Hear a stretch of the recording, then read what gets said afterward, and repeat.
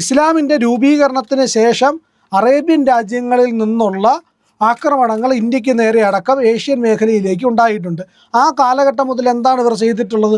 നമുക്ക് ഈ പറയുന്ന ചരിത്രം ഒന്ന് വായിച്ചു നോക്കിയാൽ വ്യക്തമാകുന്ന കാര്യമാണ്. അതിഭീകരന്മാരായിട്ടുള്ള രാജാക്കന്മാർ അല്ലെങ്കിൽ സൈന്യത്തെ നയിച്ചിരുന്ന ആൾക്കാർ ഇവിടെ വന്നിട്ട് അലാവുദ്ദീൻ ഖിൽജിയെ പോലുള്ളവർ ആൾക്കാർ ഇവിടെ വന്ന് ആക്രമണം നടത്തിയത്. ഭാരതവുമായി എത്ര തവണ ഒരു യുദ്ധം നടത്തി? ആ യുദ്ധത്തിൻ്റെ തുടർച്ചയാണ് ഒരു രാജ്യം പിടിച്ചു പറിച്ച് അതിനെ മുറിച്ച് വാങ്ങിച്ചതിന് ശേഷം അവിടെ ഇരുന്നുകൊണ്ട് ഇവർ നടത്തുന്നത്. അവർക്ക് ഇന്ത്യയുടെ ഇസ്ലാമിക വൽക്കരണമാണ് ആവശ്യമെന്നുള്ളതാണ് ഇവരുടെ ഏറ്റവും പ്രധാനപ്പെട്ട കാര്യം. ഇന്ത്യയെ നശിപ്പിക്കുക, ഇന്ത്യയുടെ സംസ്കാരത്തെയും മതത്തെയും ആക്രമിക്കുക, ഇത് വ്യക്തമായിട്ടുള്ള കാര്യമില്ല. ഇതിൽ പ്രത്യേകിച്ച് പുതുതായിട്ടൊന്നുമില്ല. ഇതാണ് നടത്തിക്കൊണ്ടിരിക്കുന്നത്. ഇതേ രീതി തന്നെയാണ് ഇവർ ഈ പറയുന്ന പടിഞ്ഞാറൻ മേഖലയിൽ നിന്ന് യൂറോപ്പിൻ്റെ മേഖലയിലേക്ക് നടത്തിക്കൊണ്ടിരിക്കുന്നത്. അത് തുർക്കിയിൽ വിസിബിളാണ്. അതുപോലെ തന്നെ ഇനിയിപ്പോൾ സെൻട്രൽ ഏഷ്യയുടെ ഭാഗത്തോ ഇല്ലെങ്കിൽ ഇസ്രയേലിൻ്റെ ഭാഗത്തോ ഒക്കെ നോക്കിക്കഴിഞ്ഞാൽ ഇതേ അവസ്ഥ കാണാം. ആ പ്രദേശങ്ങളിലേക്ക് അസർബൈജാനും അർമേനിയയും തമ്മിൽ ഇതേ പ്രശ്നമല്ലേ നിലനിൽക്കുന്നത്?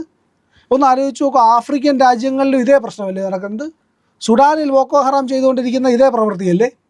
അപ്പോൾ ഇപ്പോൾ കുടിയേറിക്കൊണ്ട് യൂറോപ്പിലാകെ നടത്തുന്ന ഇസ്ലാമിസ്റ്റ് പ്രവർത്തനങ്ങളെല്ലാം തന്നെ ഇന്ത്യയുടെ നേർക്ക് ഈ പറയുന്ന അലാവുദ്ദീൻ ഖിൽജിയും മുഹമ്മദ് ഗോറിയും മുഹമ്മദ് ഗസ്നിയും അടക്കം നടത്തിയിട്ടുള്ള അതേ ആക്രമണ പദ്ധതിയാണ്.